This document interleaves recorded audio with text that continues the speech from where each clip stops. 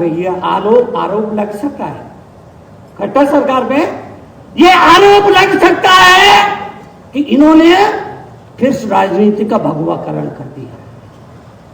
खट्टर सरकार पर यह आरोप लग सकता है इन्होंने राजनीति का भगवाकरण किया।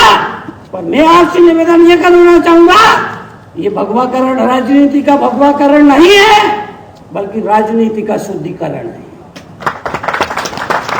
यह राजनीति का शुद्धिकरण है। बात फिर वही, ऋषिकेश में अगर शुद्धि हो जाए तो नीचे के तमाम घाट शुद्ध होती चले गए। और शुरुआत में ही गलती कर दी तो शर्ट का पहला बटन गलत काज में लग जाए,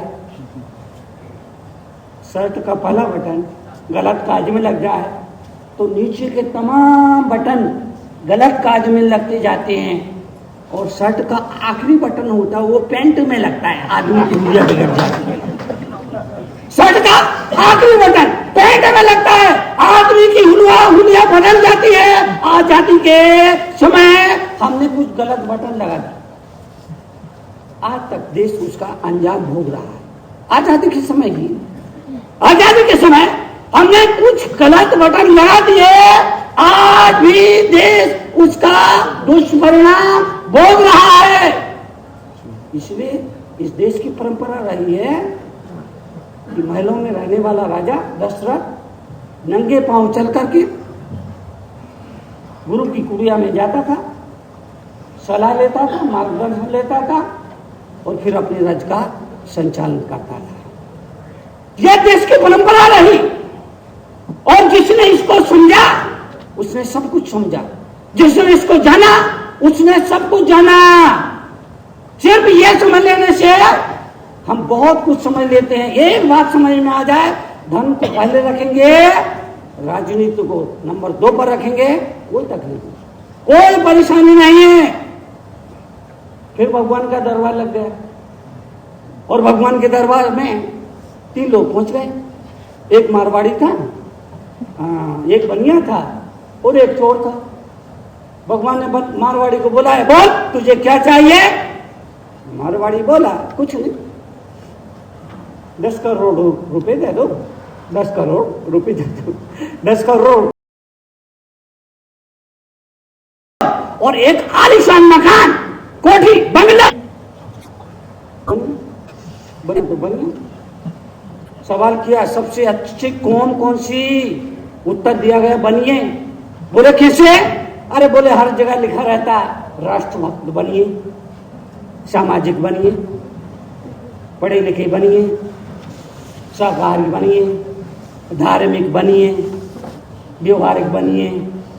अब और क्या बचा जो ना हो? बनिए। बनिया को बुलाया और भगवान ने कहा, बोल तुझे क्या चाहिए? बनिया बोला, मुझे कुछ नहीं चाहिए, जो उसे दिया वो हमको दे दो। मुझे कुछ नहीं चाहिए, जो उसे दिया 10 करोड़ रुपए का आलीशान बंगला, जो उसे दिया वो मुझे दे दो। भगवान बोले तदास्तु। चोर को बुलाया, चोर तो चोर को बुलाया। भगवान ने कहा, बोल तुझे क्या चाहिए? चोर बोला, मुझे कुछ नहीं चाहिए, दोनों का पता बताओ। मेहनत से काम। चोर बोला, मुझे कुछ नहीं चाहिए, दोनों का पता बताओ। कुछ लोग मेहनत का खाते हैं, कुछ लोग रिश्वत का खाते हैं, कुछ लोग किस्मत का खाते हैं, कुछ लोग फोकट का खाते हैं। ये जो फोकट के खाने वाले लोग हैं ना, भ्रष्टाचार को बढ़ावा देते हैं। ये जो फोकट के खाने की आदत जीवन में आ गई है इस देश के नाम लोगों के बीच में, ये लोग ही भ्रष्टाचार को बढ़ावा देते हैं। इसलिए आपसे निवेदन करूंगा, आप मेहनत का खाइए, पसीना बहाइए। हमने पसीना बहाना बंद कर दिया। पसीने का खाना पाप नहीं है, पसीने की कमाई पाप नहीं है, खून की कमाई ये पाप है। पसीने का खाइए, पसीना बहाइए। पसीना बहाना बंद कर दे, मेहनत ही नहीं करते, पसीना कैसे आएगा? श्रम करेंगे, मेहनत करेंगे, मशक्कत करेंगे तो पसीना आएगा ना। आदमी ने सब बंद कर दिया। इसीलिए निवेदन, जीवन के परिवर्तन के लिए पसीना बहाइए। आज देश की राजनीति को नए खून की जरूरत है, लेकिन नया खून आ गया है, इसके लिए कोई पसीना नहीं बहा रहा है। राजनीति को नया खून चाहिए, लेकिन नया खून आ गया है, इसके लिए कोई पसीना नहीं बहा रहा है। करना पड़ेगा। मोदी सरकार के लिए मैं धन्यवाद देना चाहूंगा। उन्होंने एक नियम बनाया 75 एज, इतनी है ना, 75 एज के बाद आप सक्रिय राजनीति से पीछे हट जाएगी, क्योंकि राजनीति को नया खून चाहिए। वही बात मैं आपसे निवेदन करना चाहता हूं। जीवन के परिवर्तन, जीवन के कल्याण के लिए, देश की समस्याओं को सुलझाने के लिए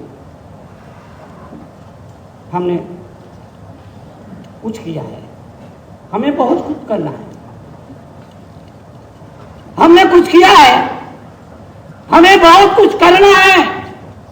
करने के लिए हमारे जो नेता हुए, उन्होंने बहुत कुछ किया है। लाल बहादुर शास्त्री, वल्लभ भाई पटेल जैसे लोग बड़े बड़े ओहदे पर जाने के बाद भी उन्होंने जो किया वो देश के लिए किया, अपने लिए नहीं किया। आप सब लोग उन्हीं लोगों का प्रतिनिधित्व करते हैं।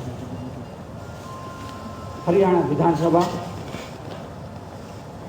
में आकर के धर्मसभा तो रोज ही मेरी होती है।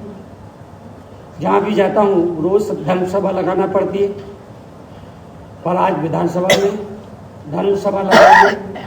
तो अगर धर्मसभा और विधानसभा एक हो जाए तो देश का नक्शा बदल जाए और देश कहीं से कहीं पहुंच जाए। धर्मसभा और विधानसभा, मुख्यमंत्री जी एक सभा में मेरे पास आए थे, तब मैंने कहा था, मुख्यमंत्री से कहा था, मुख्यमंत्री जी आपके पास पूरा मंत्रिमंडल है, मेरे पास सिर्फ कमंडल है। आपके पास पूरा मंत्रिमंडल है, मेरे पास सिर्फ कमंडल है। लेकिन अगर आपका मंत्रिमंडल और मेरा कमंडल एक हो जाए तो हम मिलकर हरियाणा की तस्वीर को बदल सकते हैं। धर्म का समावेश हर जगह चाहिए। राजनीति में जो नीति शब्द है वो धर्म की तरफ इंगित करता है। राजनीति में जो नीति शब्द है वो कहीं ना कहीं से धर्म की ओर इशारा करता है। और इस बात को हमेशा याद रखना, जब राजनीति में धर्म का प्रवेश होता है तब रामायण रची जाती है। जब राजनीति में धर्म का प्रवेश होता है तब रामायण रची जाती है। और जब धर्म में राजनीति का प्रवेश होता है तब महाभारत रची जाती है। ये देश की परंपरा है। ये छोटी बातें महत्वपूर्ण है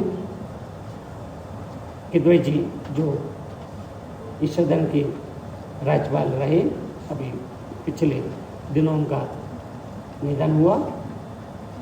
सरकार ने शोक संदेश और शोक दिवस घोषित किए। मैं भी अपनी तरफ से उसमें सम्मिलित होता हूँ। आज विशेष रूप से गवर्नर साहब कप्तान सिंह जी आए।